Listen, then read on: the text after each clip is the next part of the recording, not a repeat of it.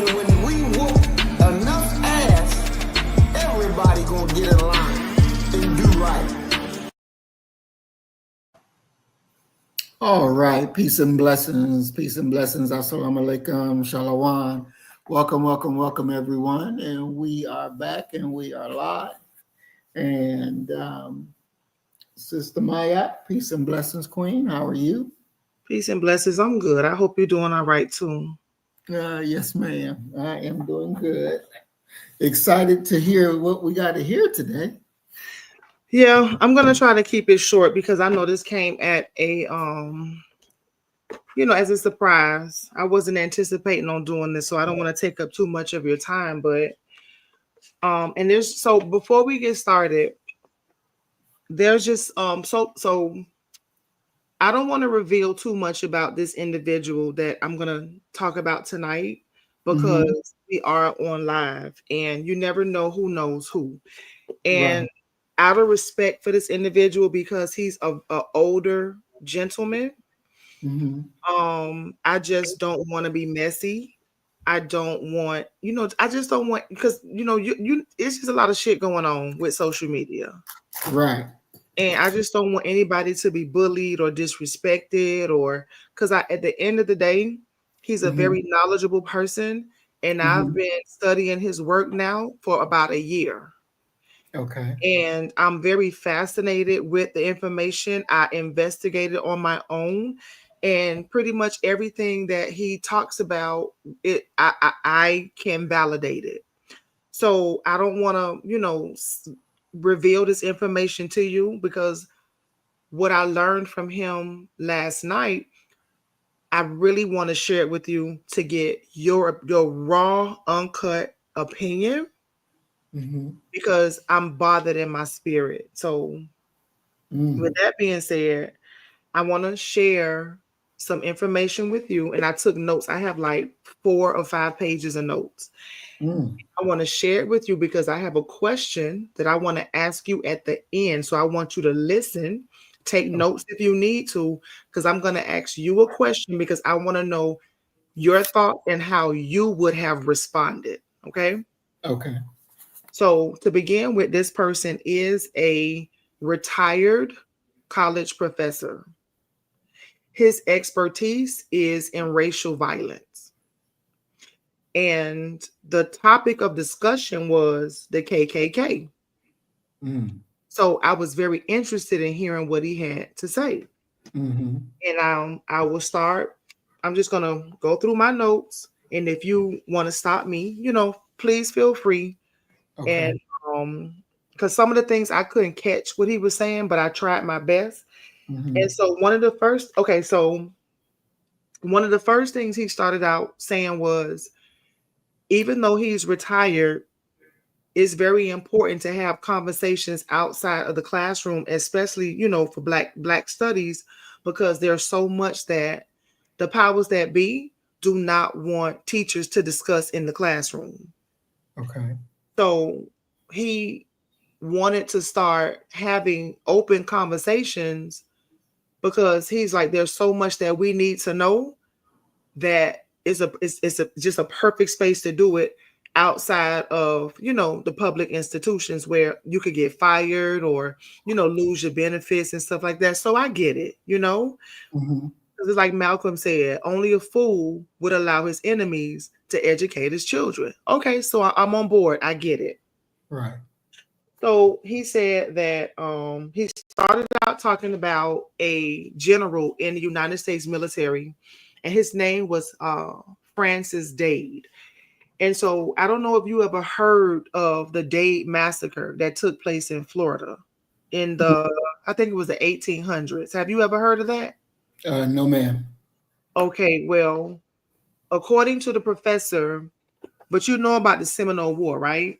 Right. Okay, well, just to narrow it down, something that he revealed was that I didn't know that the Seminoles had some type of agreement where white people were not supposed to be in anywhere around their vicinity. I'm assuming that land had been set aside for them under some type of treaty with the United States government because they were fighting for a very long time.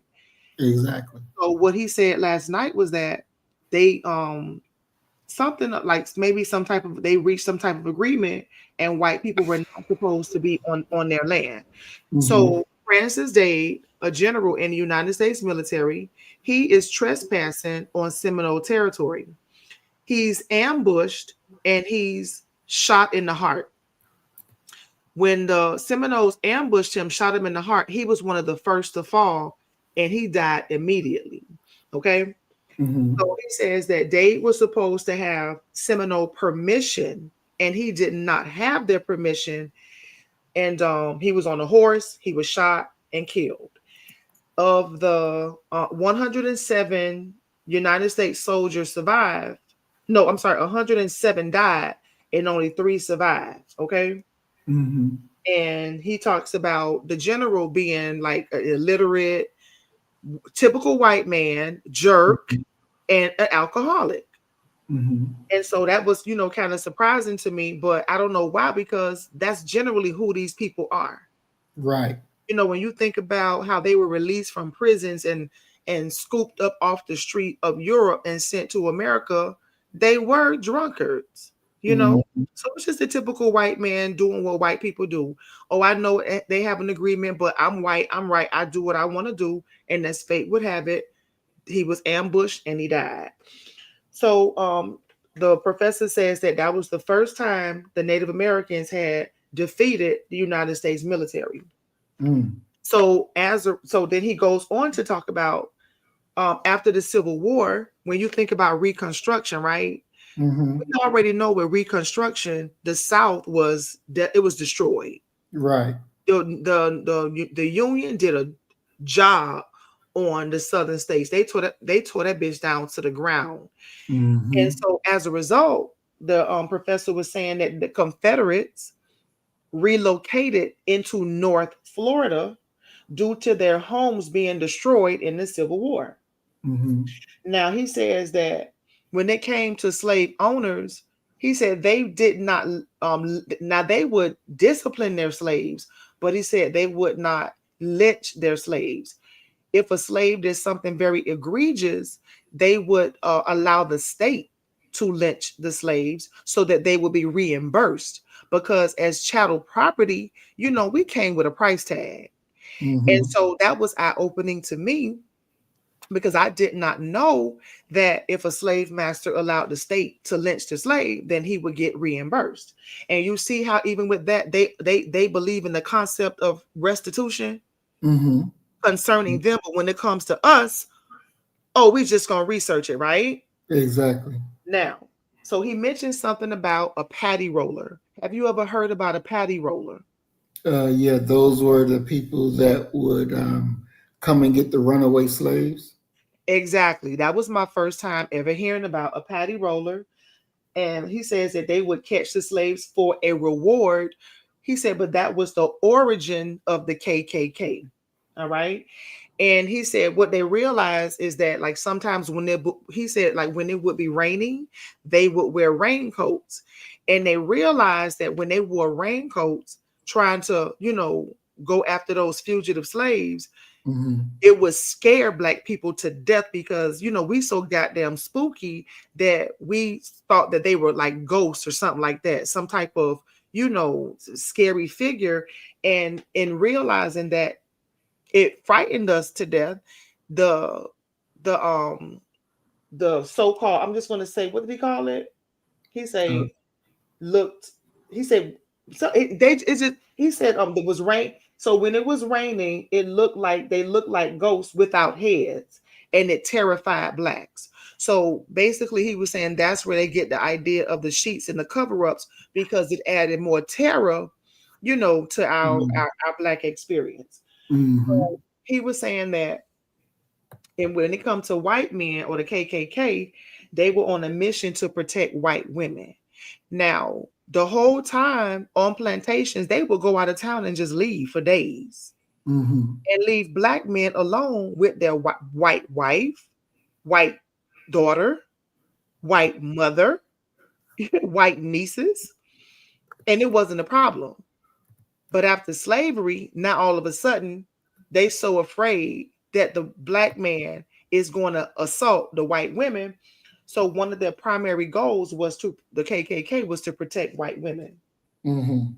And so he goes on to say one of the reasons why they were so adamant about castrating black men, he called it sexual jealousy. You know, think about, he said, being on the auction block and being naked and seeing the black, you know, a black man's private parts. You know, they say they was well endowed and it was Mm-hmm. enticing to white women. So that was one of the reasons he mentioned that you know, black men was being castrated, because he said it was sexual jealousy. Now, um he said they arrived in the southernmost, like one of the southernmost parts of Florida, which is Miami. They arrived in Miami in 1921. Mm-hmm. And he said what they thought about us was that we was uppity niggas, you know? Mm. And because he said during that time you had a lot of men coming back to the United States from the World War One. Mm-hmm. Was it World War One or World War Two in Um, 1921? I think it's World War II. Okay, so those black men that was coming back to the United States, especially in those southern states, they were considered to be uppity niggers. And then on top of that, in 1920, women got the right to vote. Mm-hmm. So this is when they really want to spring into action and put us niggas back in our place. Right. And he said their main goal was to intimidate blacks. Mm-hmm. So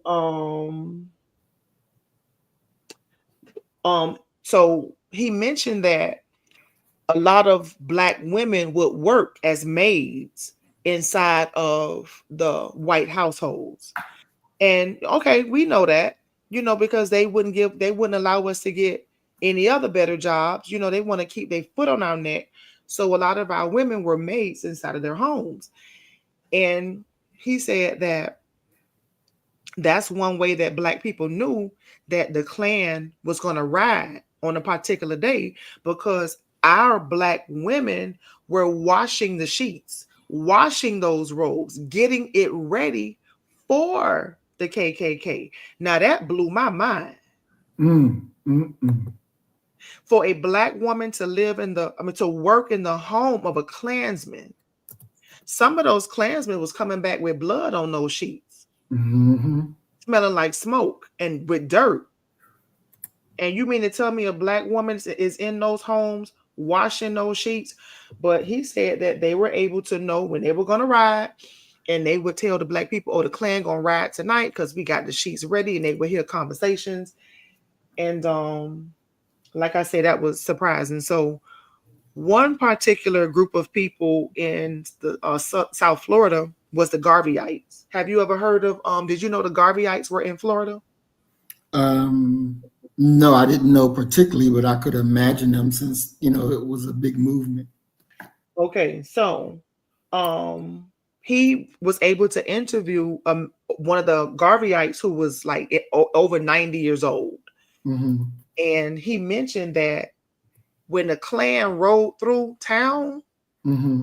they would not touch a Garveyite because they knew it was going to be hell to pay.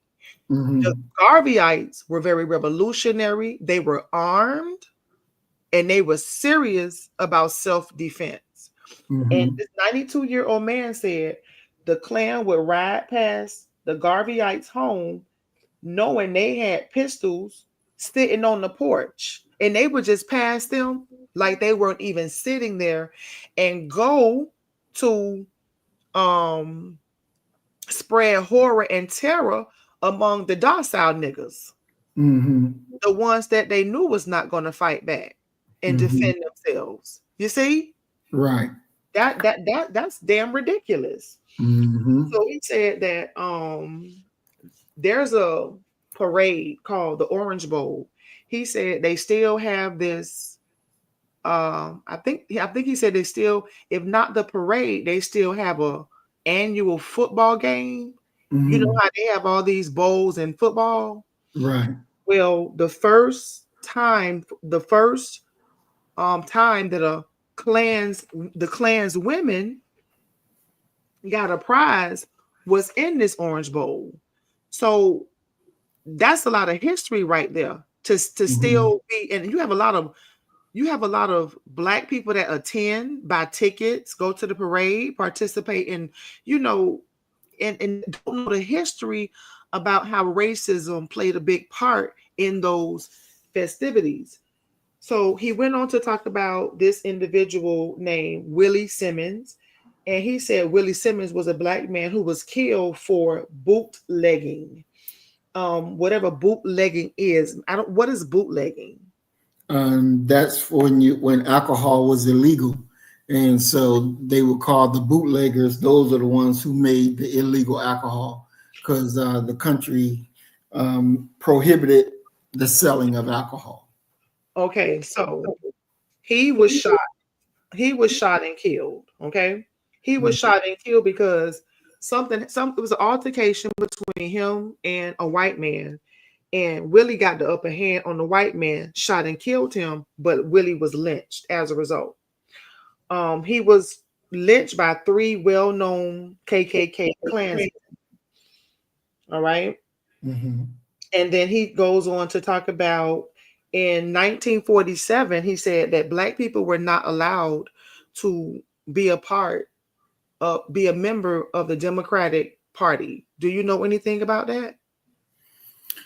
I could see how that was with the Democrats being the racist group. So I could definitely see that.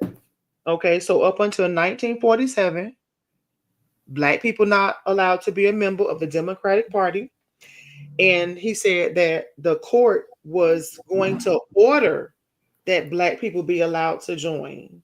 So, and it was so interesting because on one of the shows that I did with you, I Mm-hmm. showed you a couple, I think it was with Henry and Harriet Moore.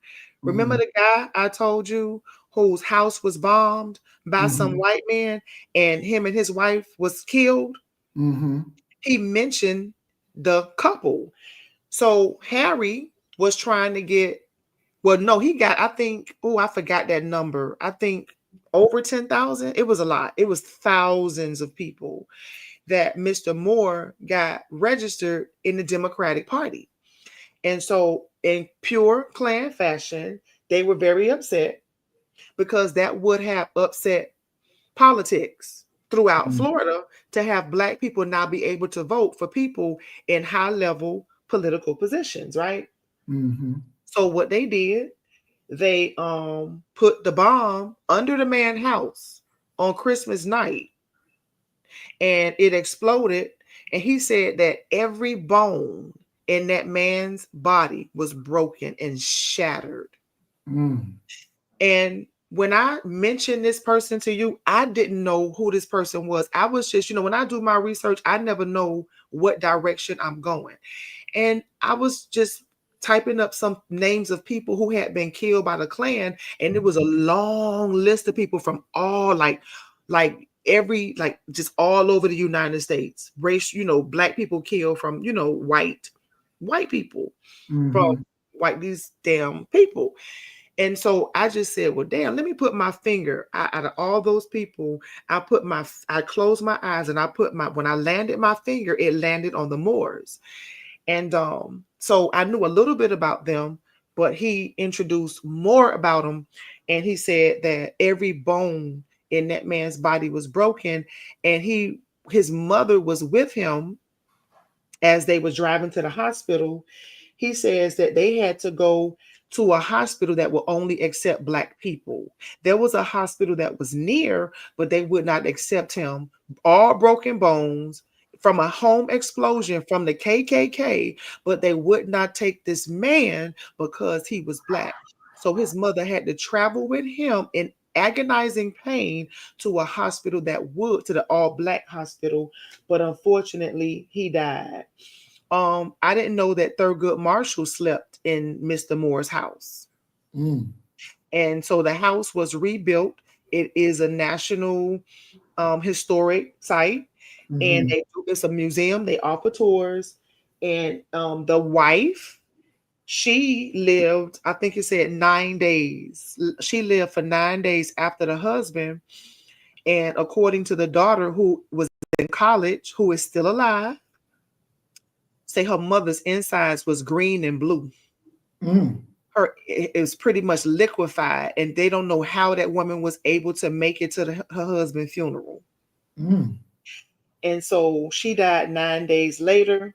The wife actually did go to the funeral, and then after the funeral, she died. And thank God that, I don't know, because they had two daughters.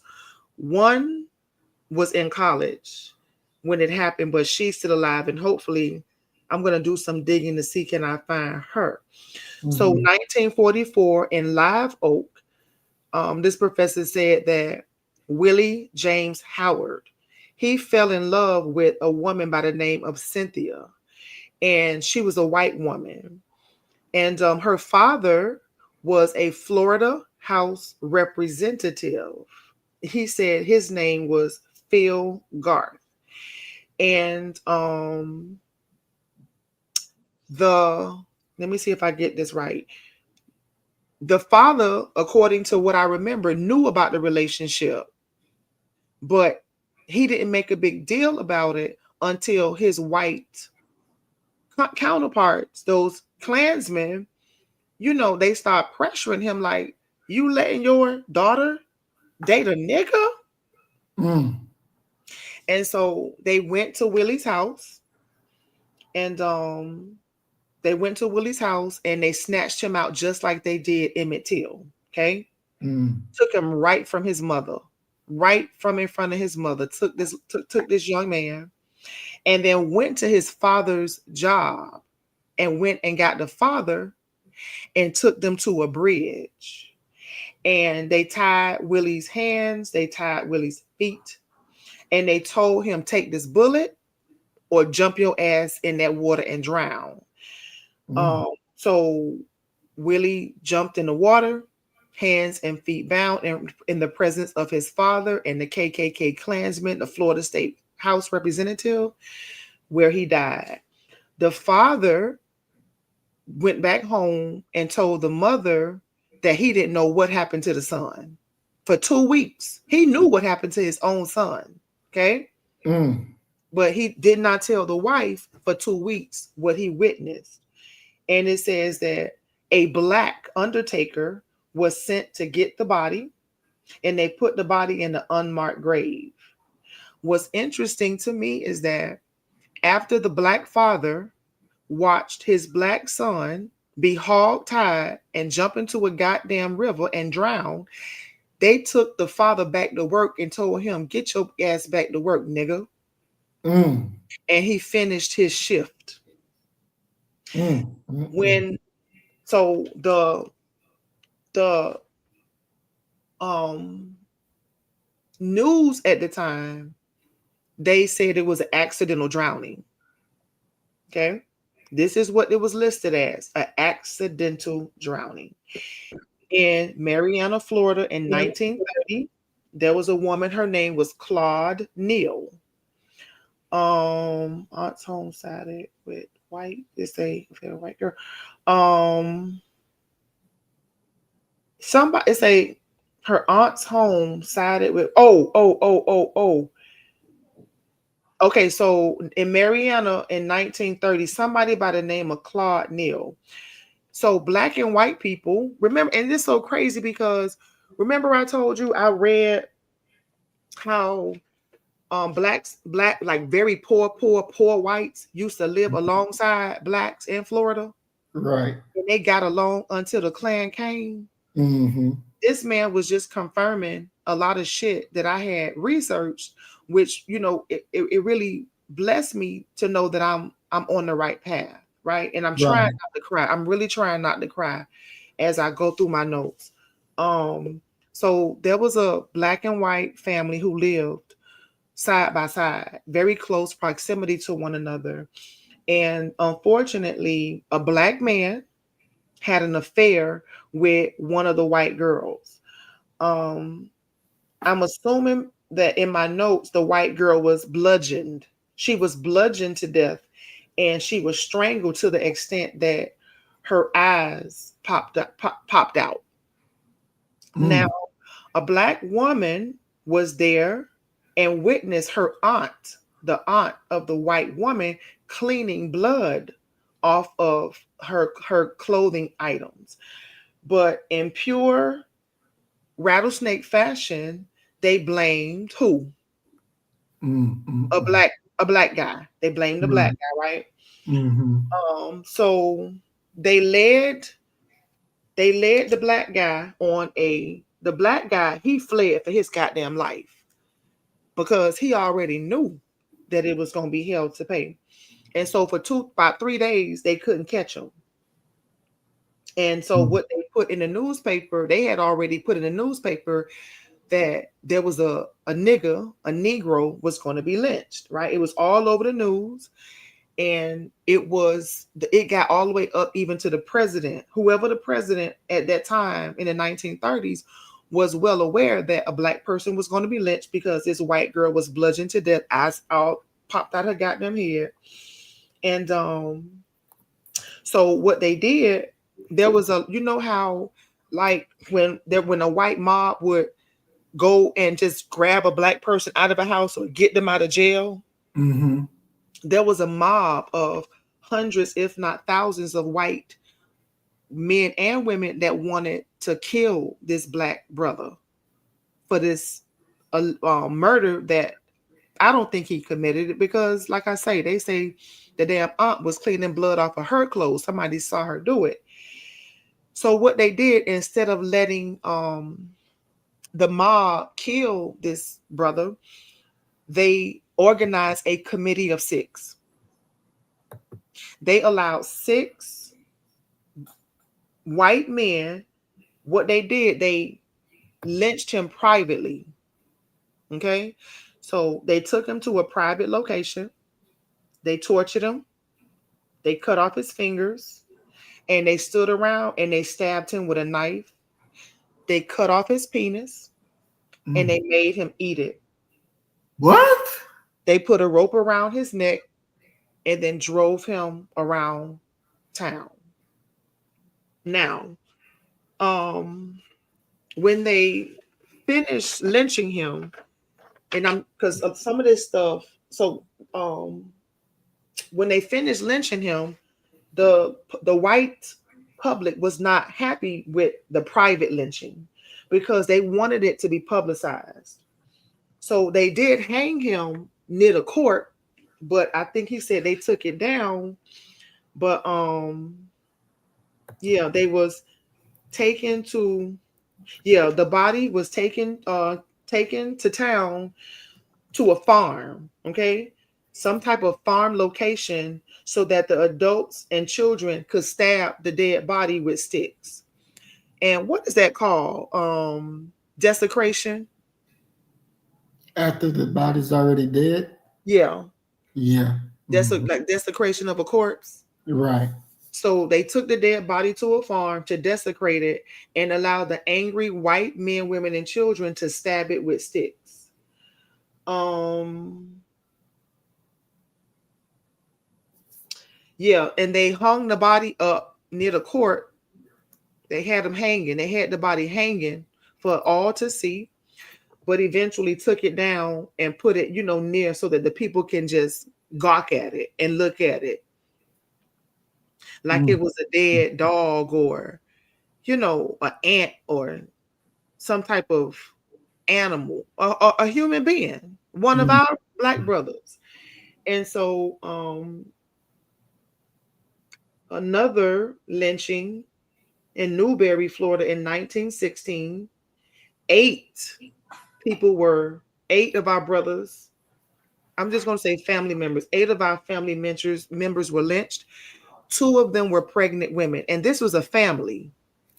Mm. It's a whole family. Eight family members, two pregnant women were lynched.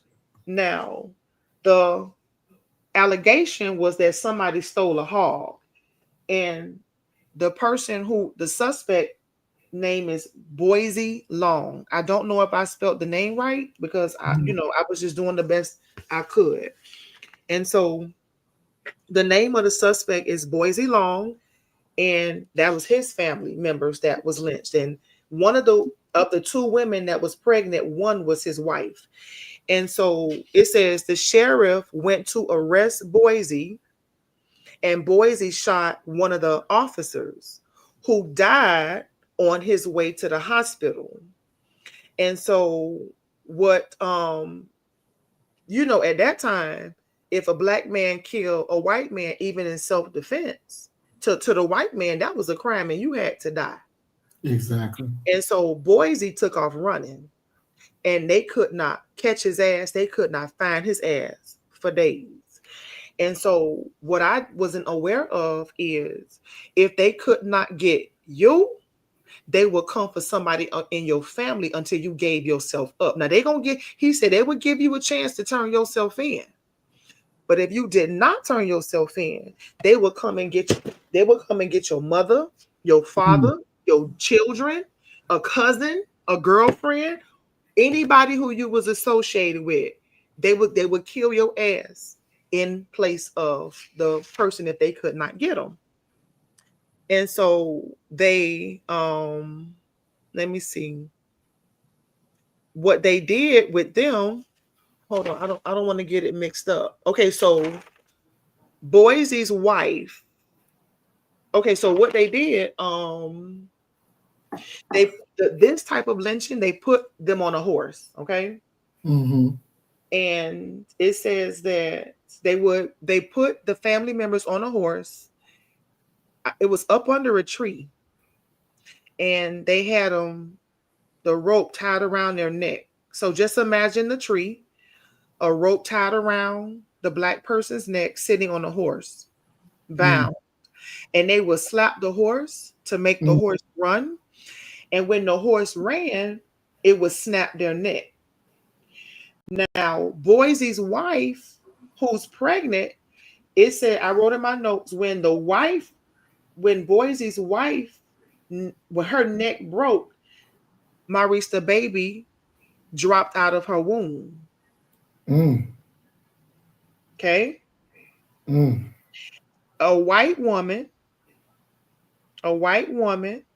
that he said picked the baby, I guess, cut the cord off. But he said a white woman who was there to witness it picked up the baby, the what you call it, a newborn infant that was violently cast out of its mother's womb, picked up the baby and took it to and gave it to a black woman to raise. And he said that this photo can be found in a library, and he said he saw it with his eyes and figured out who it was. And the wife in the photo, her face was covered. You couldn't tell that it was, a female. So he put two and two together. And he said that somehow the Klansmen, I guess they felt guilty about what they did with that woman and her baby, that they covered her face with the dead bodies of the relatives, so that it would not be so noticeable that it was a female who had been lynched. Now, there was in 1923, he mentioned the Rosewood Massacre, and he said that 90%, this was interesting. He said that 90% of pencils made in the United States of America were made in Rosewood, Florida, because of the trees that grow in the area. And so they have a lot of lumber companies. He said it's a lot of lumber companies throughout the South. And I can see that being possible because they have a lot of forested areas. And so there was a woman. Her name was Fanny. She was a white woman, and she was very promiscuous. She's a straight up hoe. And she had a husband who would go to work at 5 o'clock in the morning. And so I guess he worked at a lumber mill. I'm not sure, but In addition to having a boyfriend, I mean, a husband, she had a boyfriend. Okay. And the boyfriend was also a white man who used to come to her house when the husband was at work. And, they would do what grown people do. Right. And so the white boyfriend beat her up one day and left scars and bruises on her face and her body. In pure rattlesnake fashion, she blamed a black man and said that a black man had assaulted her. And he said that she was very careful not to say rape. She said assaulted her because he said if a black man had sex with a white woman, no white man would want her any longer. Have you Mm. ever heard of that?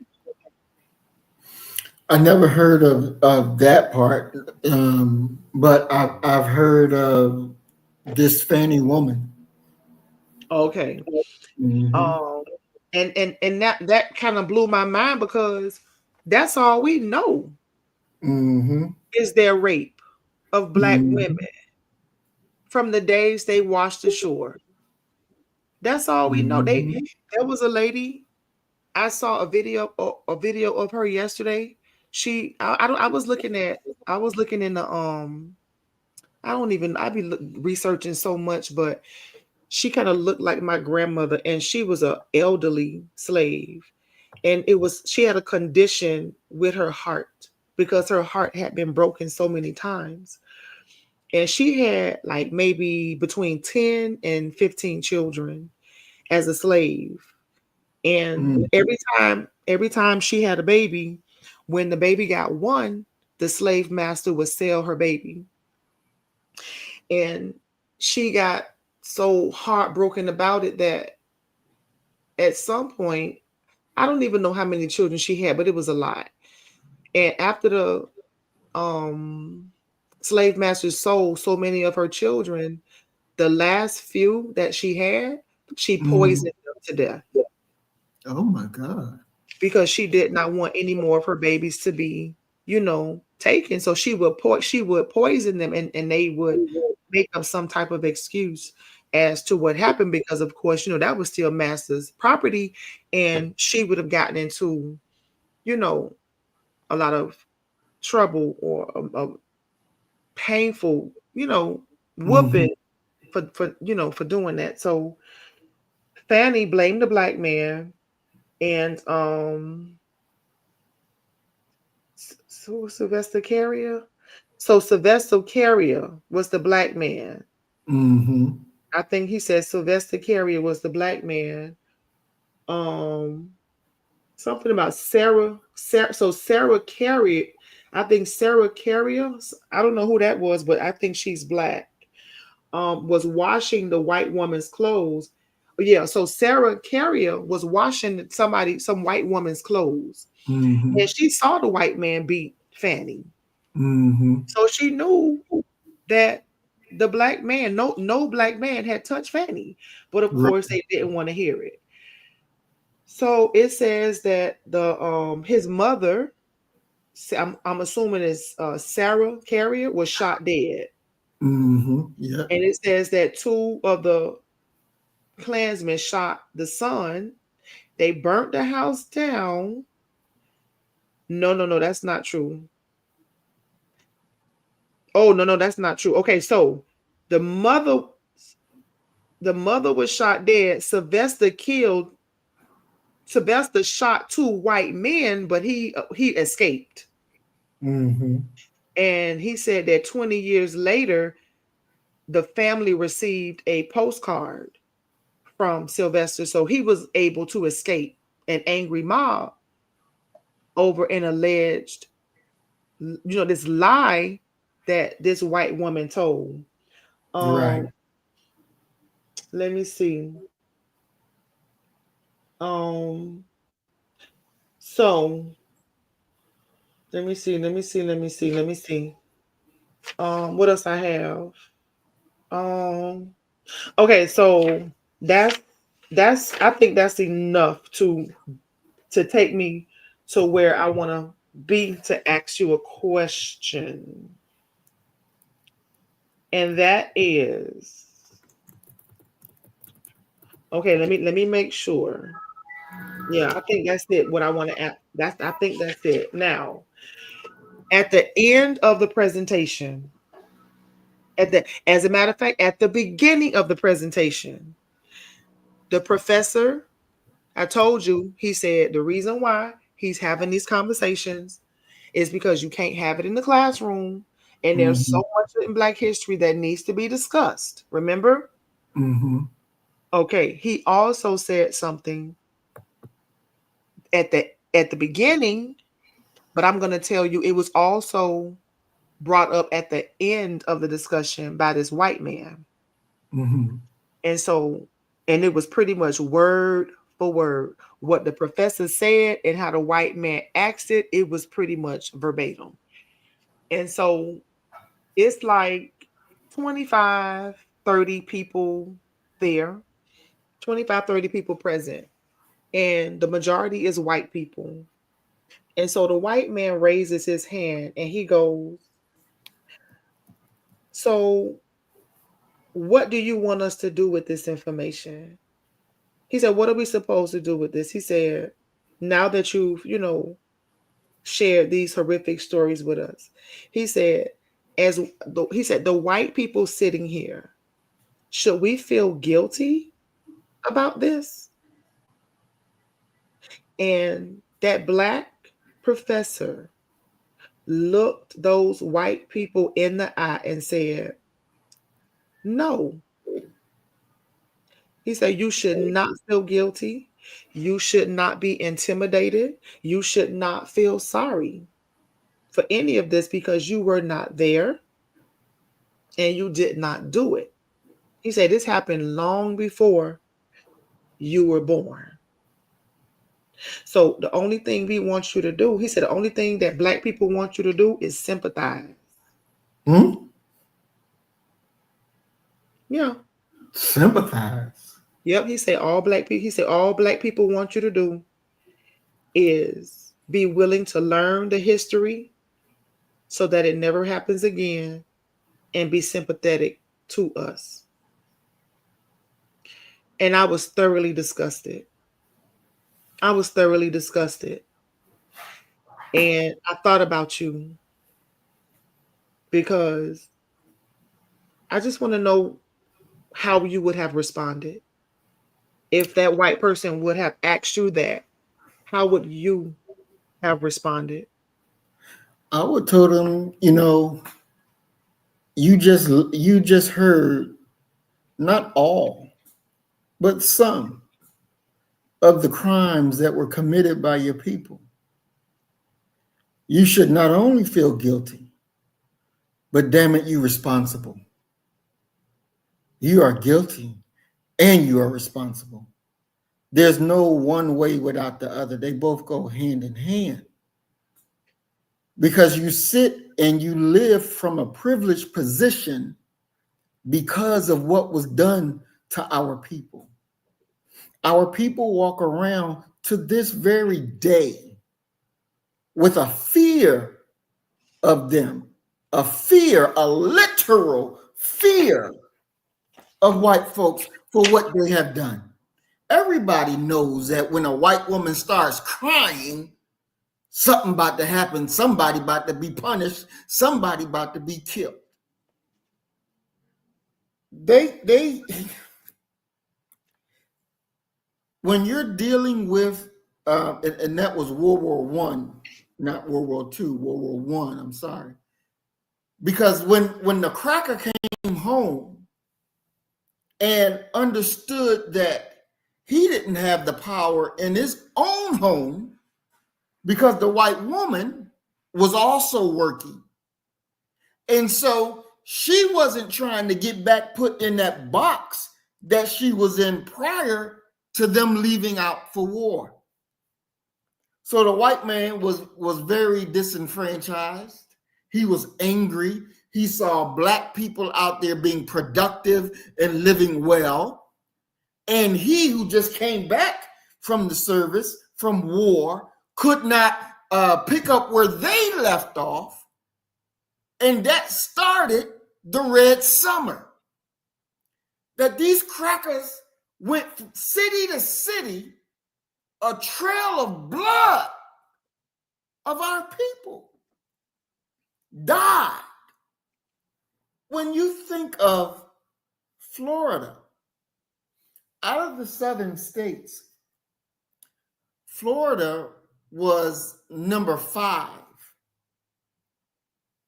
for the amount of lynchings, but they were number 1 when it came to per capita of how many Black people were lynched. Florida led the way in our destruction, in our death. No. For a Black man to tell the enemy, I don't want you to feel no guilt, no responsibility, just sympathize. To hell with your sympathy. We don't want your sympathy. We don't need your sympathy. Because a damn thing, we can't do a damn thing with that. You are responsible for what was done to us. You owe us a duty. So yes, you should feel guilty because it was your people. You benefited from the death of our people. You damn well should be guilty and responsible. And we should see you as who you are, which is an enemy to us.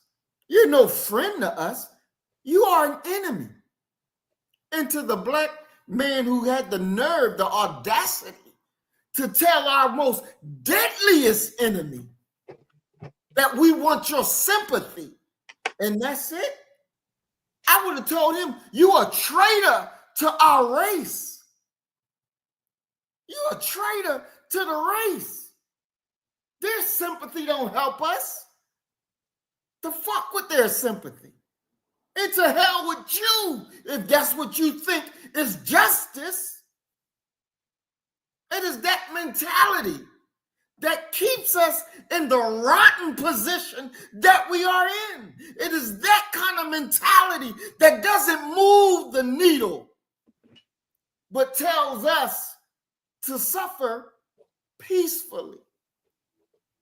And that kind of mentality we don't want and we don't need. We don't need. And I would have told him straight, he's a traitor to our people to tell our most deadly enemy to just give us your sympathy. To fuck their sympathy. To hell with it. Because really, honestly, all of these damn crackers on death row. Every last one of them on death row. I don't give a damn how young they are or how old they are. They on goddamn death row. Ain't no sympathy. To hell with that. To hell with that. And to hell with him. And he should know that he's wrong for saying that. No damn sympathy. No. That ain't gonna happen. That ain't gonna happen. And if I was there, I'd have stood up and let them all know exactly what time it is. And let them all understand. Ain't no forgive and forget. No. No. Every Black life that was lost, that was hindered, deserves justice. Every last one of them deserves justice. The condition that our people are in today, they deserve justice. And being sympathetic ain't gonna get you no damn justice. Being sad ain't gonna get shit to change. No, we don't need their sympathy. And we don't need him. Because he's a cracker lover. He's a cracker lover. Mm-hmm. He wants to be friends and seen as, oh, he's a good black man because you got white people approval. Fuck that. Mm-hmm. We don't need their approval. And just as I was talking today with a black brother at the job, and I was telling them, you know, when I begin my process to run for office, and they discover the things that I have said, they're going to call me a racist, an anti-Semite. They're going to call me all kinds of names. I said, but I'm not going to run from none of them. I'll answer each and every question because, one, they can't say that I've lied about anything. I know their history. And I know these goddamn fake Jews are not real. I'm not the kind of man that's going to run from it. I'm going to call it out. I said, so you embrace me now, but will you embrace me when the crackers say, oh, he's this and he's that? Then I want to see where's your loyalty. Because mine ain't going to change. It is what it is. This is a justice claim. And you can't be diplomatic when you're talking about justice. Fuck that. You got to be 100% for your people. We got to speak not just for the living, but goddamn it, we got to speak for the dead. We got to speak for them because nobody speaks for them. We got to speak for them. We got to represent them because they're dead and they shouldn't have died the way that they died. And the enemy got to laugh and go home and eat a burger while our people shuffled in fear. Yeah, when they put them clothes on, they put them hoods on, and they say, oh yeah, it will scare black people, and black people start running. We shouldn't be running. We should have been killing. All strong movements, they teach you self-defense. Why? Because they know you got to kill your enemy. Only this goddamn civil rights movement teach you to be peaceful. Don't fight back. That's against the nature of God himself. That's why I have said our theology, and we're going to whoop your ass. Our theology, we will kill you. Our theology, we're not nonviolent. We embrace violence. Because you bring it this way, we're going to kill you. Simple as that. Because that's the day, that's when you know you're ready to deal with your most deadliest enemy. And then the enemy will know, I don't want to pay that price. So I'm going to step back. We've been dealing with them from a position of inferiority. We've been dealing with them from a position of cowardice. When in fact, they are the cowards. But we've been fed a theology, a doctrine that is against our own being. And it allowed our enemies to thrive. Mm-hmm. And now we live substandard because we done bowed down to an enemy that we should have never bowed down to. Never. Can I tell you something? Yes. So he also does like little field trips, because that's what kind of like drew me, because I love to do my own historical field trips.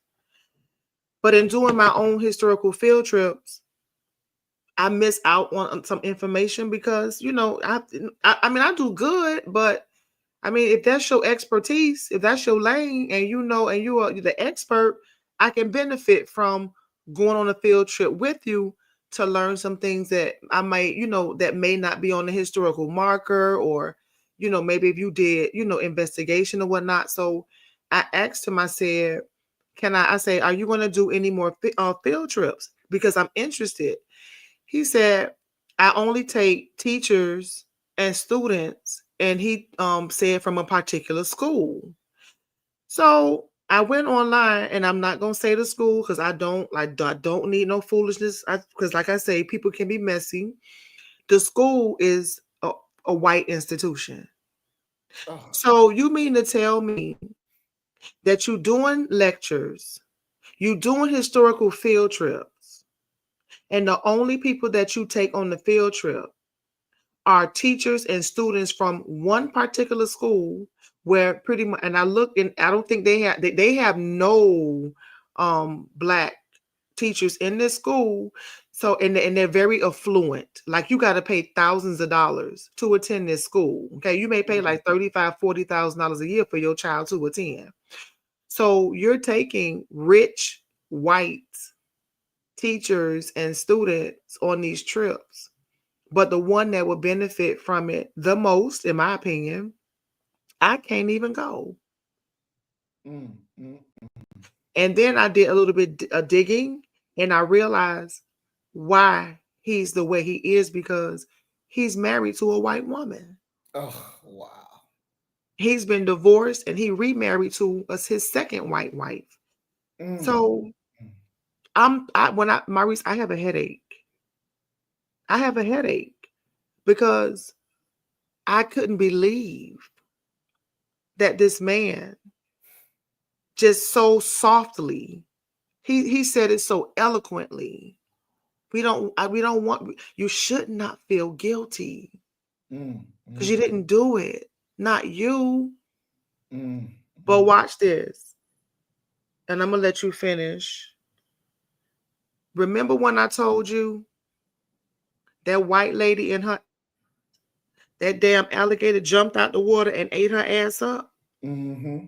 I told people, don't cry for her. Don't you feel no kind of way. Mm-hmm. Because that was not a coincidence. When I saw it with my eyes, I said, that's judgment. Mm, Because when you look in them back roads in the South, them retirement communities that's reserved for mm-hmm. certain demographics of people, with them HOAs that say who can come in and who can't, Mm-hmm. that alligator jumped out that goddamn water and ate her ass. And I Mm, believe that that was the justice of God, because when I got finished listening to this professor, I said in my spirit, a lot of those people who attended those lynchings,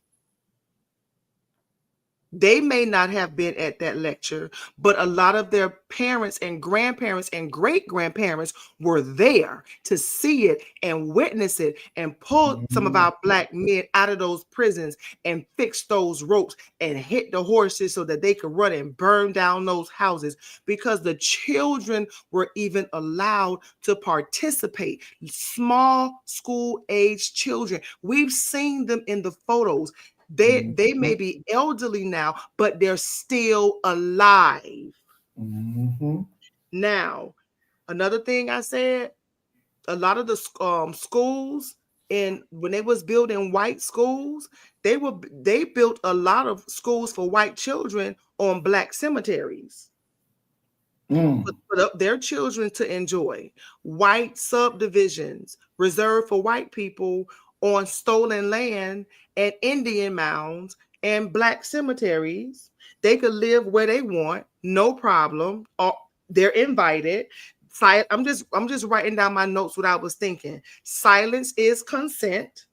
I was like, here, I don't want no sympathy. I want your head on a platter. mm-hmm. I said, this nigga talk black, but he sleep white. I Mm, said, they don't have to fear getting stopped by the police, but we do. They mm-hmm. don't have to fear an all white jury, but we do. In our neighborhoods, for years, I mean, at least for like 10 years, my home was stuck below market value. I'm looking at other people's homes skyrocket. I got a brand new house, brand new, nice. And my house is below market value because we hear how Black homes get low appraisals. We hear, we know this. And I wrote, and I thought about you with this replacement theory. You know, when they letting all these damn Hispanics come here because they classify and they're identified as white, and they replaced jobs that was held for Black teenagers. And they don't, like I said, they don't have to fear the court system. They just walk away because of the failed court system. I put they walk away they walk away free but guilty. So I just wanted to say that before I forgot. But yeah, he say no, only the white affluent teachers and students can go on the field trip. So I wanted to tell you that too before I forgot. He's a traitor to his race. He is a traitor to his race. It is just that plain and simple. It is just that plain and simple. And you know, there will be, I swear to God, there will be justice coming for their ass as well. There will be justice coming for their ass as well. There's no way that we can just let that just slide and oh, we live and forget, you know, da da da. No, you put the side, you chose your side. Now you're gonna die with your side. It's just that simple. It is just that simple. And as our people are growing into a collective consciousness, they're growing into their collective consciousness. And they need to understand. That's why it's important that we spread messages like this. It is so valuable that our people understand the responsibility that we have in holding people accountable. Because you're not going to be the friend of our enemy and think you're our friend at the same time. It just doesn't work that way. It doesn't work that way. He has nothing in him that wants to get justice for our people. He loves the enemy. Yep. He loves them. His allegiance is to them. His loyalty is to them. There's no two ways about it. That's where it is. He reminded me of Samuel L. Jackson in the Django. Exactly. That's who I see when I think of him.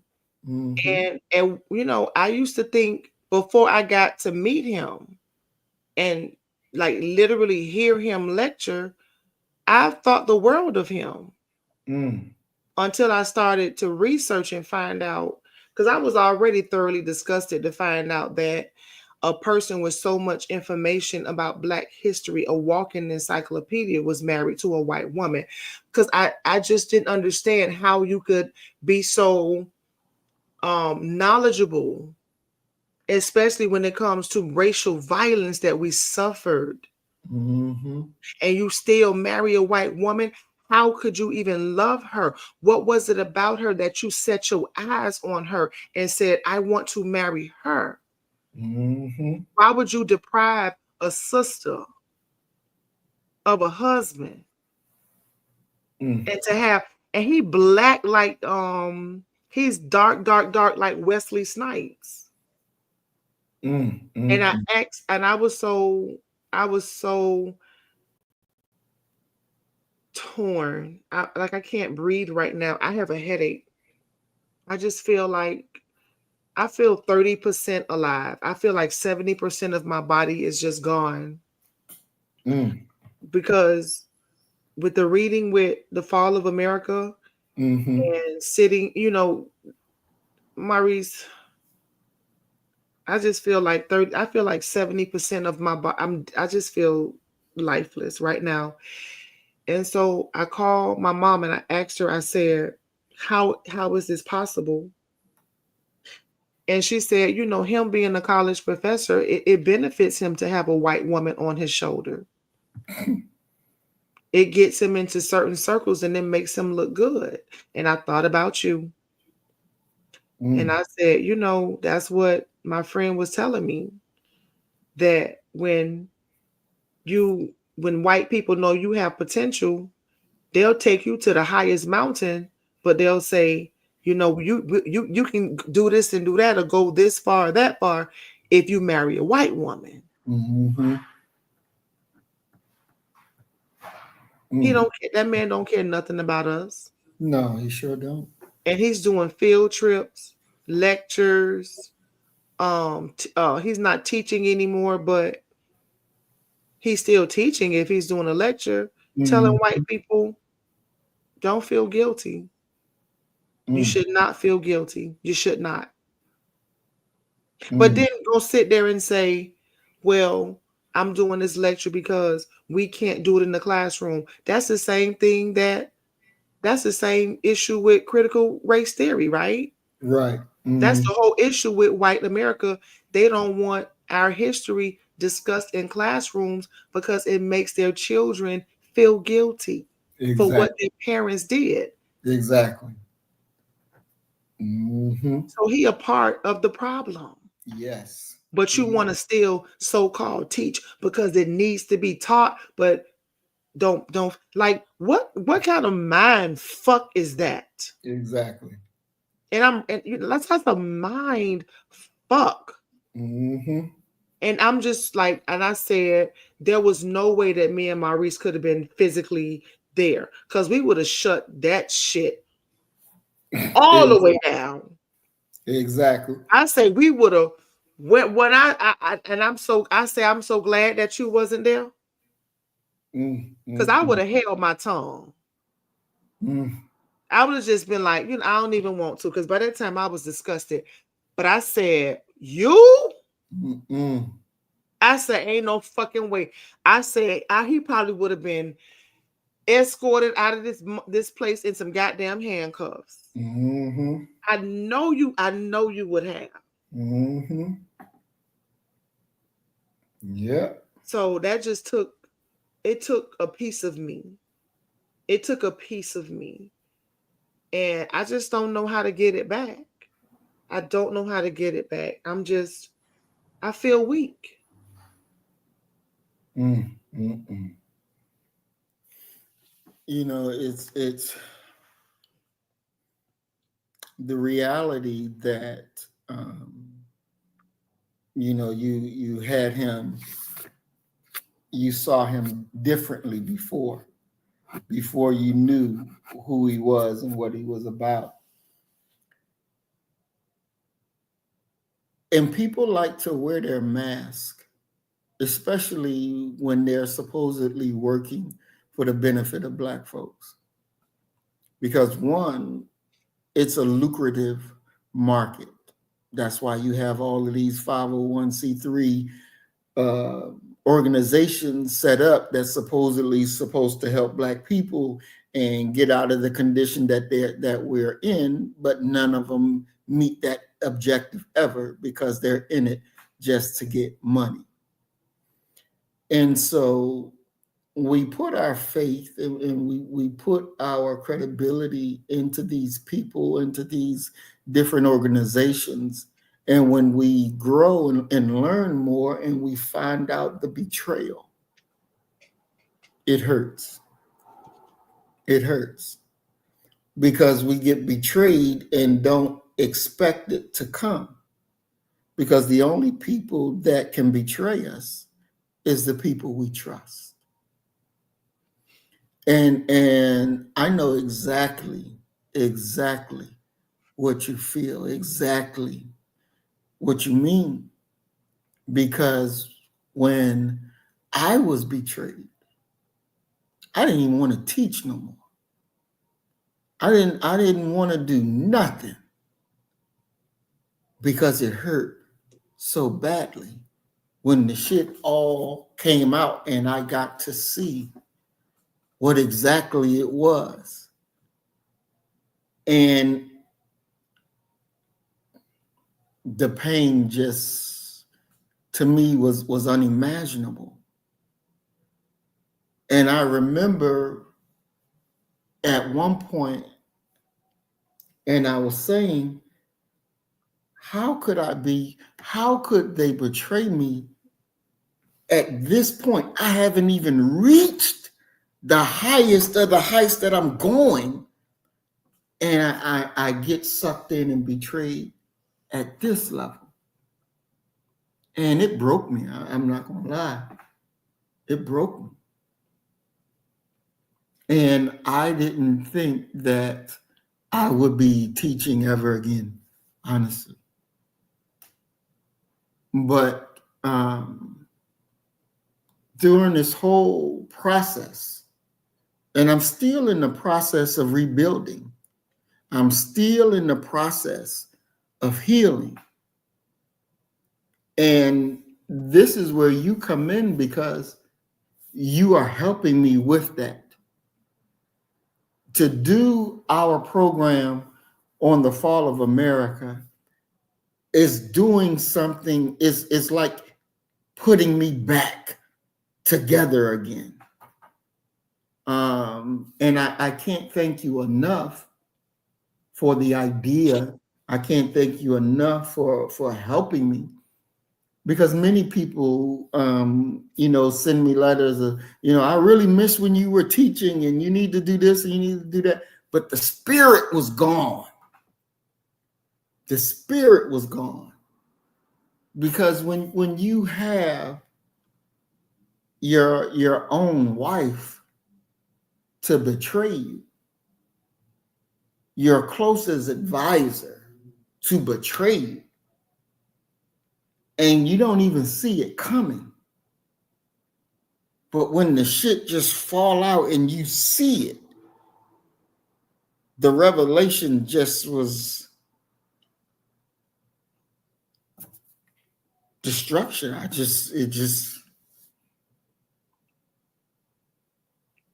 So I know exactly what you feel. I know exactly what you're going through. But you're a warrior like no other. And this is not the end. This is just the beginning. This is just the beginning. Yeah. And I promise you success. Uh-oh.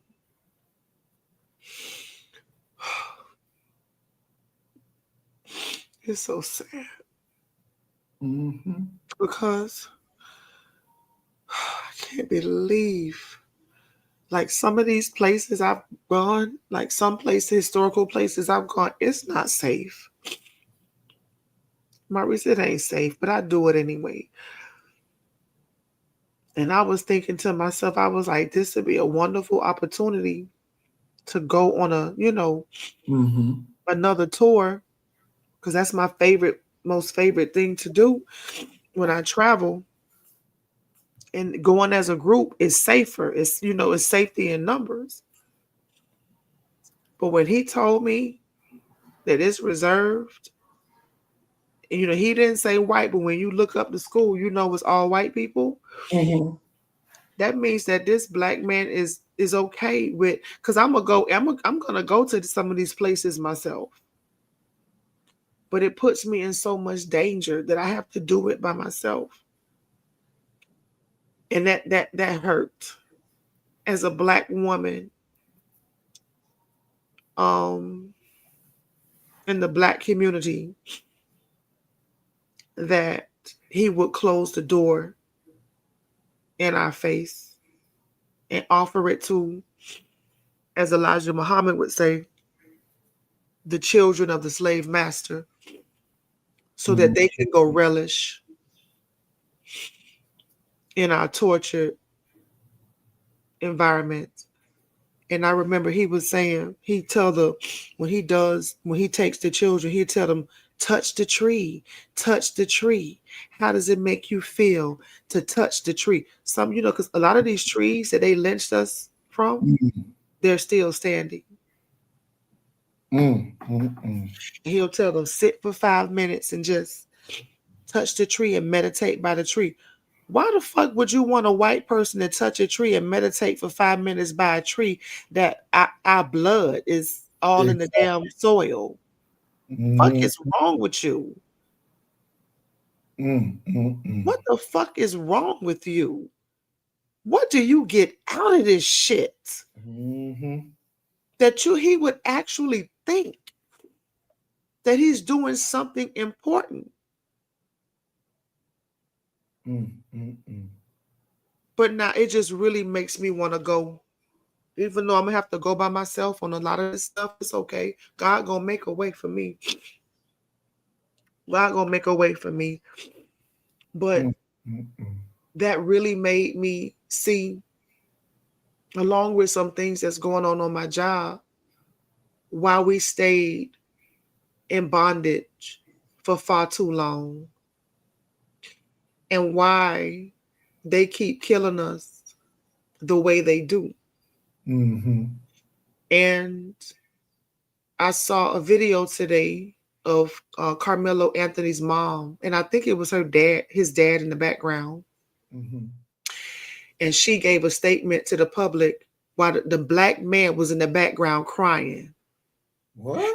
Now, white people, they want to kill Carmelo. Exactly. They want to kill him. And if this was in the past, they would have pulled Carmelo out of the jail and hung his ass. Oh, yeah. Publicly. And even if they did it privately, just like I learned from the lecture, if the crowd wasn't satisfied, they would have lynched him privately, taken him publicly to let the people desecrate the body. And now you're talking about the mother coming out making a public statement, but the black man is in the background looking like he crying while the mother, this black woman, is giving a statement. And I said, see, that is why America does not respect black people. Because I am so sick of seeing women give statements when they black sons in a situation. And as much as I know you respect me, and as much as I hope you know that I respect you, if that was our child, I already know. Step back, shut the hell up, and let you go ahead and ride it out. Because you wouldn't even let me open my mouth. Sure wouldn't. You wouldn't let me open my mouth. Nope. I already know that. I said, when I saw that shit today, I said, if Maurice and I was married and that was our son, he would not let me get on the news and make a statement while he's standing in the background crying, wiping my goddamn face and his. I said, that's some real sucker shit, and that's a coward ass nigga. Exactly. And I have no respect for him under any circumstances. And I'm getting tired of black people. I'm getting tired of black people, men and women. The fact that that black woman got up there, she would have said, nigga, you get your ass up there and speak. Exactly. The world is watching. Exactly. The world is watching. Oh, he had to take off work to stay home, and we had to do this because we so afraid. Man, let me tell you something. If you let me say something, I'll be like, you mother. Look, I'm gonna try to be, but look, y'all come with the shits if you want. Because hey, black people in I'll be calling all states. Black people get your shit and get some more shit and get ready. Because if they touch us, we need you on site. Exactly. I would have been calling the troops out. I'm not gonna get on there and cry. I'm not gonna let them see me cry. And especially if I was a man, I wouldn't let them see me cry.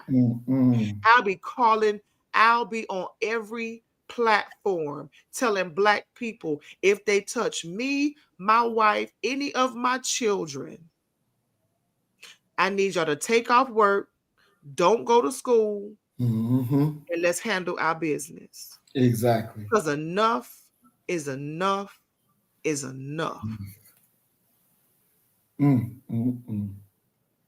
Wow. That is so true. That is so true. Wow. He back there crying. Crying.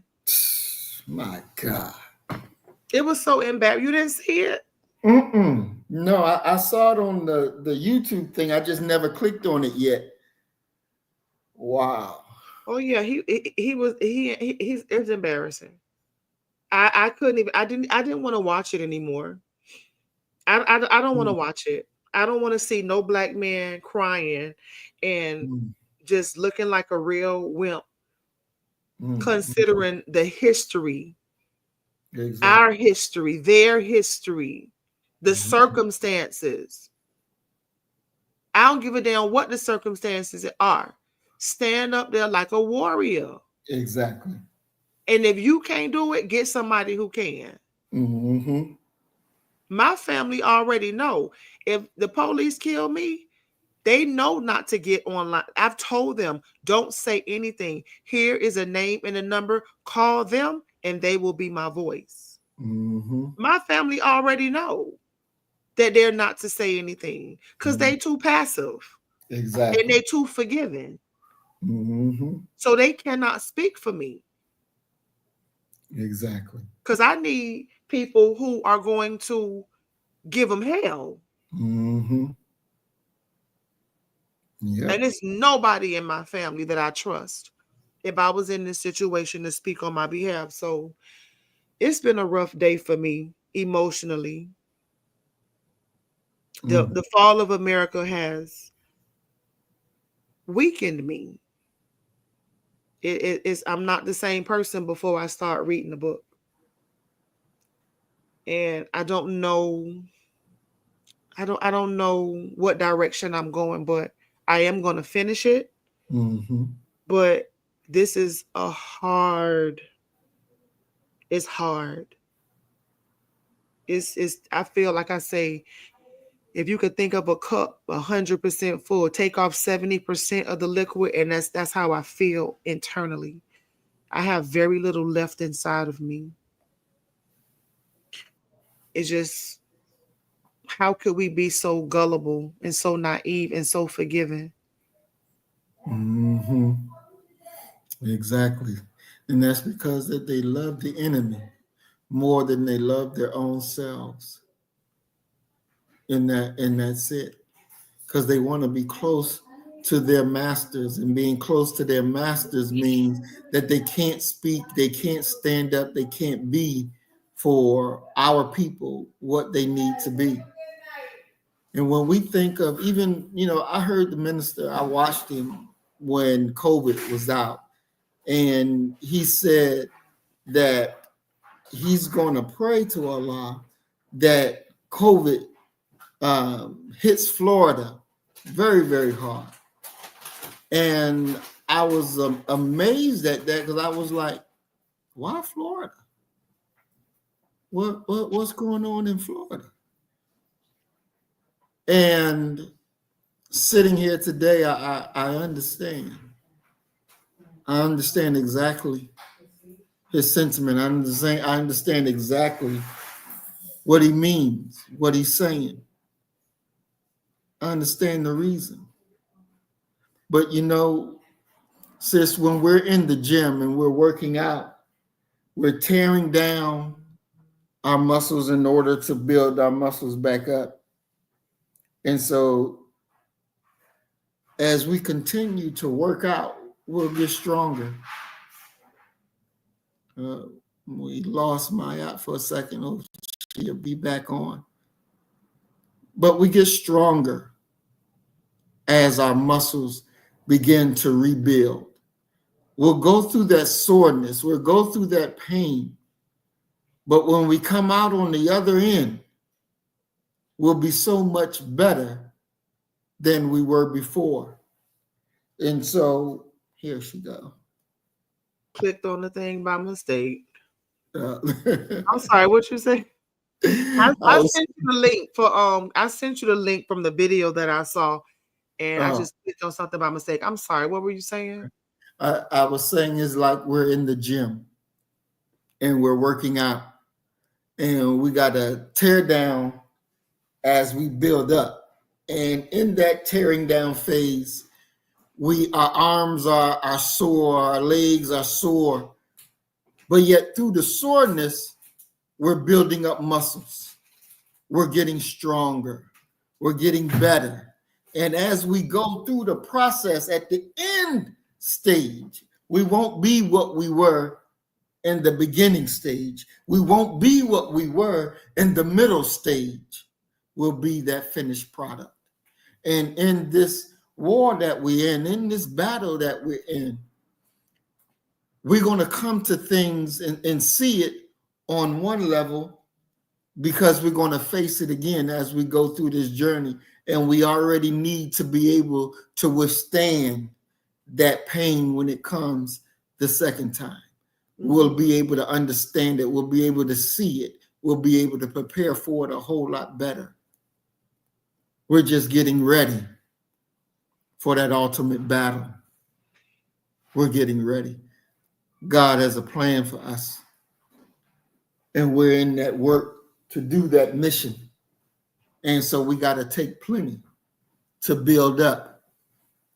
Because as I said, it's execution time. And that ain't no joke. And that's real. That's real.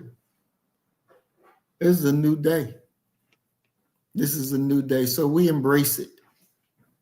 We embrace it. We accept who we are. Love who we are. And be who we are. And everything's going to be fine. Trust and believe. Trust and believe. Everything will be fine. And on as many of those trips that I can get out to where you are to go with you, I will go. So you won't be by yourself. Because I want to see for myself. I want to be able to see. I want to be able to stand there. I want to be able to feel it. I want to be able to feel what my people went through. Because the spirit lingers on. And I want to be able to experience it so that I can speak in the best manner on their behalf, represent their truth 1,000%. So I want to be there as much. It's life-changing. I can imagine it is. I can imagine it is. Thousands of pictures. I need a catalog. I'm gonna start cataloging my pictures because I got thousands. Because I've been doing this for a while, and I think I'm just gonna start cataloging them and share them somehow, some way of the things. I didn't even know that's called. My friend said it's anthropology. He was like, "You'll be a great anthropologist." I'm like, "What the fuck is that?" He's like, "The work that you're doing is anthropology." And I didn't realize. I'm like, I'm just having fun. Like I'm just really learning and having fun while I travel. Instead of, going to carnival and shaking my butt. I don't do none of that stuff. Right. When I travel, I go to learn. So that'll be great someday to have you with me, because like I said, it is dangerous. So I thank you for allowing me to share that information with you. I just knew your response was not going to be the same. And it's not my response either. Most definitely. They owe us. Exactly. Exactly. I thank you for sharing it with us, with me. I thank you for being willing enough to even get that information to bring it back so that we can see and understand what time it is and what must be done. Because the work that we do is just that crucial, because it can make the difference between a Black person staying asleep and dying and a black person waking up and being free. It's just that important. And I thank you over and over again for doing everything that you do. I thank you for that. You're definitely a blessing. Ain't no doubt about it. You know what? Before you go, you know what? You just made me. You know what? You just made me think of something. Mm-hmm. If he's telling white people that they should not feel guilty or be intimidated about our experience, but just, learn the history, sympathize with us, and that's enough. That means that he got these white people out here laughing at us, calling us fools and idiots. Mm-hmm. Because they would not react the same way. So if he's supposed to be this high to do professor, this well to do professor, and he was like bragging about, oh, when I go with my little luxury vehicle. So you got your little white wife, you got your little white crowd, you got your little luxury vehicle, right? Mm. And you telling these white people that all we want is your sympathy, and we don't want justice, and we don't want justice, and we don't want restitution, we don't want our land back. You see, they looking at us like, oh, those black people are so dumb, you Mm-hmm. can do anything to them, and they just want you to sympathize. Mm-hmm. That's sending the wrong message. Exactly. That's gonna get a lot of black people killed. Exactly. That's really gonna get a lot of people killed. And Mm-hmm. so now I see why, like Dr. Umar Johnson, he was saying true liberation means that some of us gonna have to go Mm-hmm. because they can't come with us. Yep. They too dangerous. Yep. You will never be able to build anything with people like that. And so I am gonna continue to, if he does any more lectures, I'm gonna go Mm-hmm. because he's very knowledgeable. I learned so much, but I'm not gonna get my heart involved in that. I begin to love him as a black man. Exactly. I'm not gonna do that. I Mm-hmm. know that I'm going in enemy territory, Mm-hmm. and I'm going to have to be very careful because it's no telling who might be in his audience. Mm-hmm. And I have to be very, very, very, very. And the last thing before you go, he was like, I know the police listening. I know they listening. And I'm thinking to myself, no, the fuck they not. Exactly. You ain't no threat. Exactly. You just trying to make it seem Mm-hmm. like you somebody to fear, and your Mm-hmm. conversation is a conversation that's going to move, stir the heart of the people. It is not. Exactly. You a safe nigga. Mm-hmm. It's a mind, it's a mind game he playing. Like people Mm-hmm. too stupid enough to see him for who he is. Mm-hmm. Exactly. I hope and pray when one day you get a date, some time off, and I hope the universe sync it up to a lecture, because we gonna Mm-hmm. pull up Exactly.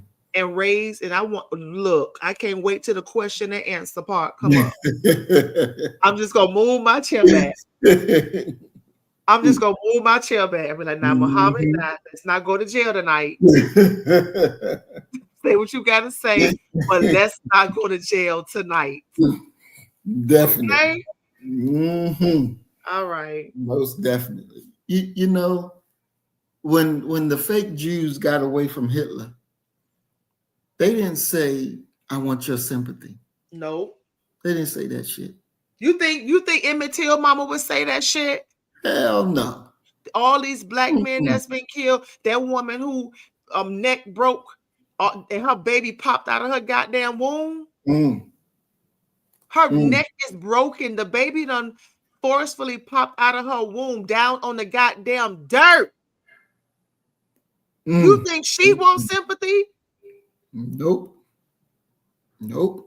Houses burned down, bombs in cars, bombs in Mhm. houses, bombs in churches, Yeah. dead bodies. as far as the eye can see. And and he Mhm. talked that we want sympathy. Mm, mm, mm, Ooh, I had to contain it. Ain't no way. Ain't no way. Mm. Nope. Ain't Whole no way. communities burned down to the ground. Several of them. Several. Not Mm, one, several. mm. And we just want you to sympathize, feel sorry, but then you say don't feel sorry, but you say sympathize. Isn't that the same thing? Exactly. Yep. Yep. What the like? I'm over that. I'm just weak. I just want to sleep this one off. I'm gonna sleep this one off and see if I feel better tomorrow. But whew, I got a headache. Mm. You know you read the book Without Sanctuary. I have it. I have You the had book. it. I have Mm. it. Yeah, you have it. Yep. Oh, I have the book. Yeah. Mm. Boy. Mm-hmm. Mm. But no. You want to? Let me tell you something. Without sanctuary pales in comparison to 100 years of lynching. Really? What? You don't want to play with me on that book? I got that book. What that book? 100 Years of Lynching. I have that book right here in the room I'm sitting in. Mm. You don't want to ever read nothing from that book because the author of that book, they went into the newspapers and pulled the reports from the newspapers and put it into a book. Mm. I read one of those stories on my channel a few years ago, detailed line by line, before and after the lynching, every detail of what they did. You could feel the fire as you read. You could smell the smoke as you read. You could hear the screams and the cries as you read. Without Sanctuary pales in comparison to 100 Years of Lynching. I have the book. Mm. I'm going to read one of the stories to you one day if you want me to. Okay, most definitely. It's Wow. it's extremely graphic. Mm. Mm. Extremely graphic. You Wow. probably I don't know if I should read that to you. Mm. That's gonna mess you up. If you're Mm. not in a good space, Uh-huh. then that wouldn't be something for you to be introduced to, Mm. because it's gonna mess you up. Mm. But when you want to, whenever you want to, I'll read a few stories to you. Most Oh definitely. yeah. Okay. Wow. Wow. And and I thought Without Sanctuary was something. Mm-mm. Oh, wow. Oh no. Let me see what the hell my book at. Let me see what my book at. Hold on for a second, okay? Okay.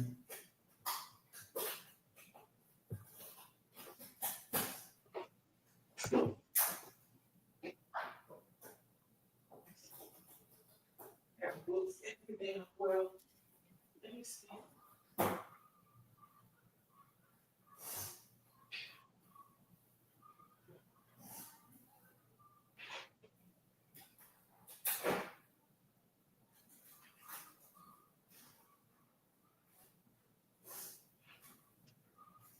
Yep. Mm. I'm gonna just pull a random page, okay, right quick. I'm Okay. gonna pull a random page, and this is 100 Years of Lynching by Ralph Ginsburg. I'm gonna just read page. I'm gonna just read page 98, okay?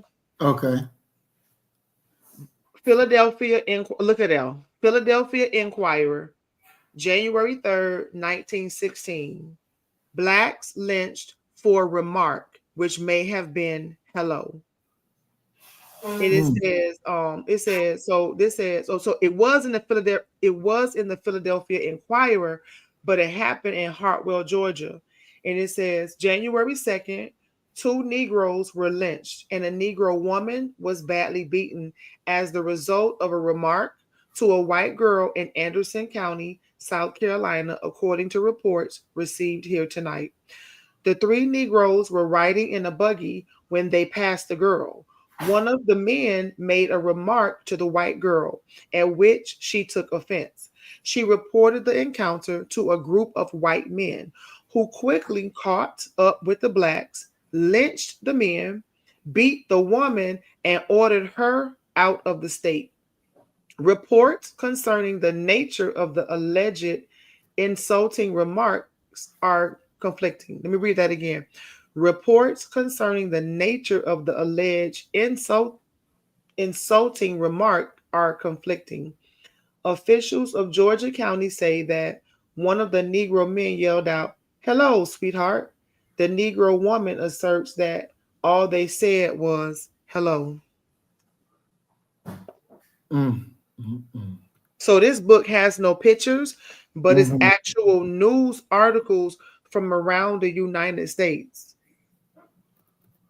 A compilation of lynchings, and he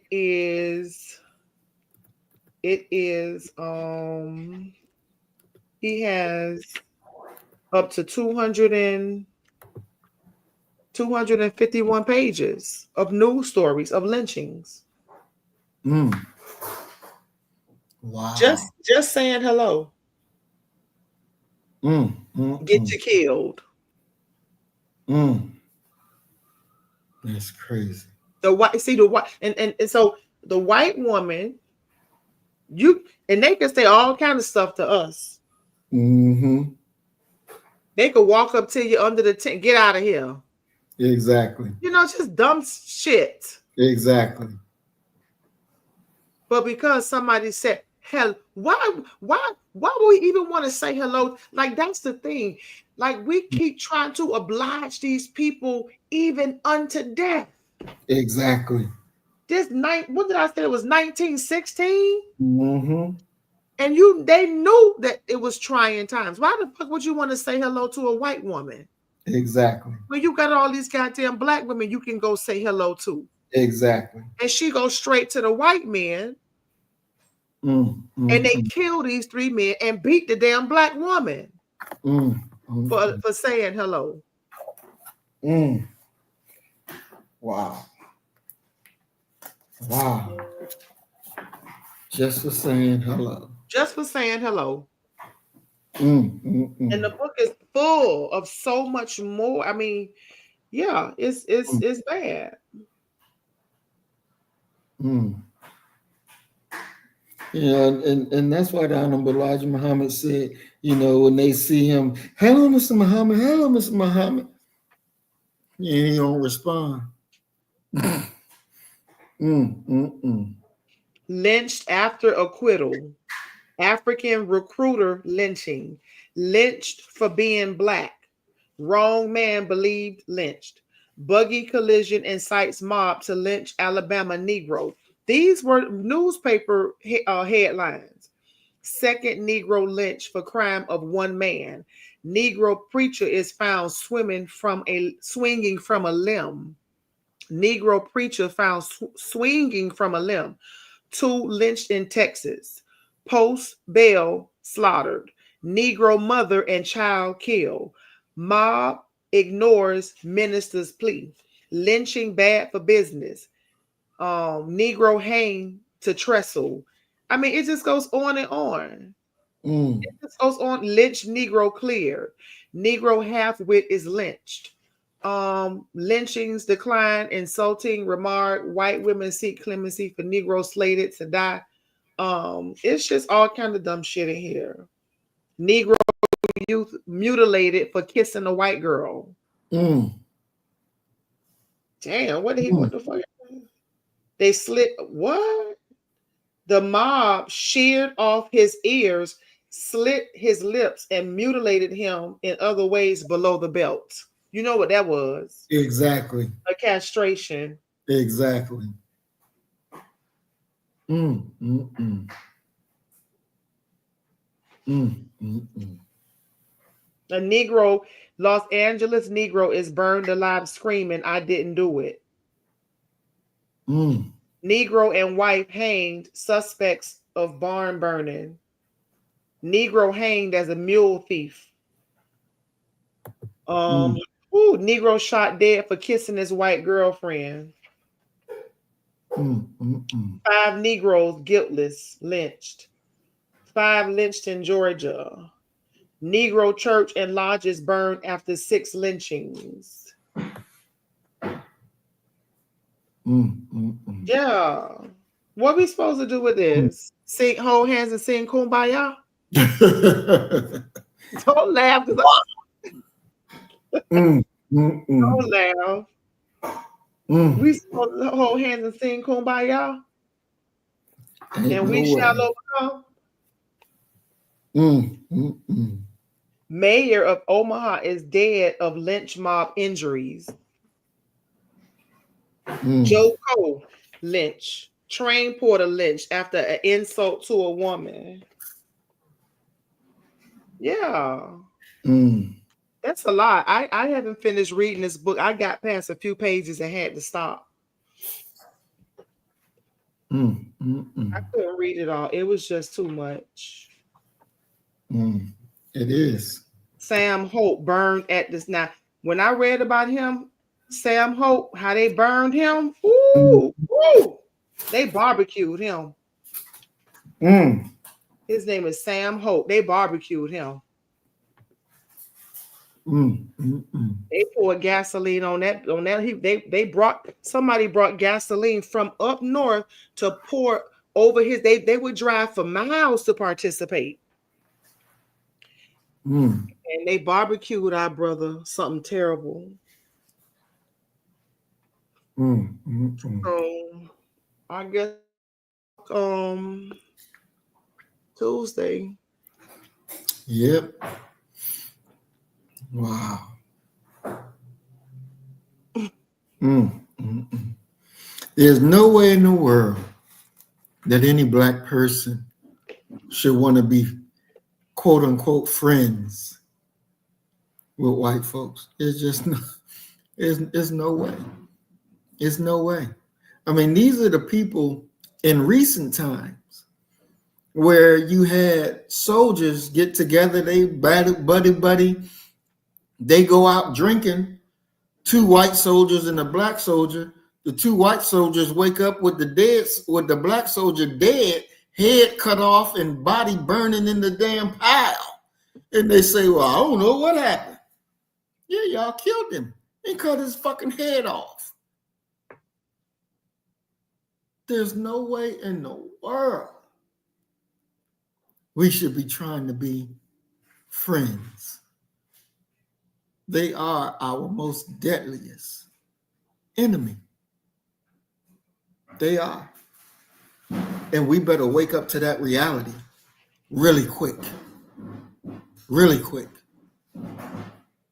Because their children are the same old no good dirty bastards that their fathers and mothers was over 6,000 years ago. They are the same. Mm-hmm. They are the same.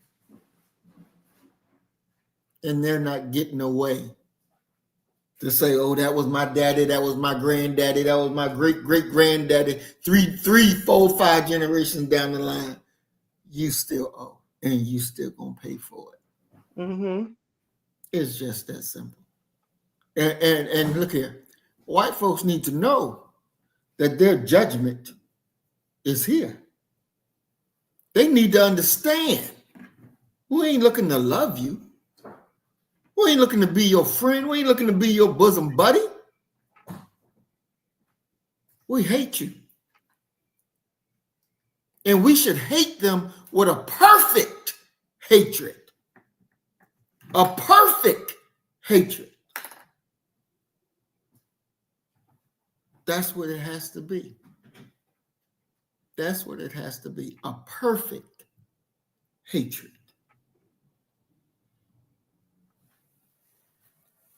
I thank you, Queen, for this night, for bringing us this information, for making us aware. Now, all of those that's on the what they call on the fence, get off the fence. Stand with your people, support your people. Be hard on the enemy and be extra hard on the cracker lovers. Those that look black but love white. Show no sympathy for them. No sympathy whatsoever. Because they are not us. They are not us. They are with our enemy. Period, point blank. Don't you ever forget it. You got some last words you want to close with, Sister Maya? No, I just thank you. Thank you very much for allowing me to share that information with you and your audience. Oh, most definitely. Most definitely. I want to thank everybody that showed up. Earthman, peace and blessings. Thank you for coming. Brother Willie Rivers, Big Brother Willie. Thank you, big bro. Glad you're here. Brother Bakari, what's it? BBN Black Business Network. We're glad you're here. Peace and blessings. Big Brother Roy is in the house. All right. Peace and blessings, big bro. We are glad to see you. All right. So we are going to shut it down for the night. We will be back Sunday, and Sister Maya and myself will be back again on Tuesday with another chapter or another, 2 chapters we're going with the Fall of America on Tuesday? I think 3. 3, another 3 chapters from the Fall of America on Tuesday. And that is the most watched program that we have on the platform. They are loving Fall of America book study. So good job, Queen. Good job. Thank you very much. I appreciate that. I watch it myself over and over. I love it. I really do. Because it got to a point, there was nothing else on YouTube for me to watch. But like, I am so in love with this. Oh, yep. Tuesday. Definitely. All righty. As we always say, you kill the nigga in you, I'm going to kill the nigga in me, and our God will reign supreme. We are Black first. Today, tomorrow, and forever. Love you, family. Assalamu alaikum. Peace and blessings. Shalom. So you better get the message and get it straight. You're going to need some bridge work. It's simple as that. Because we're living in judgment. We're living in implementation.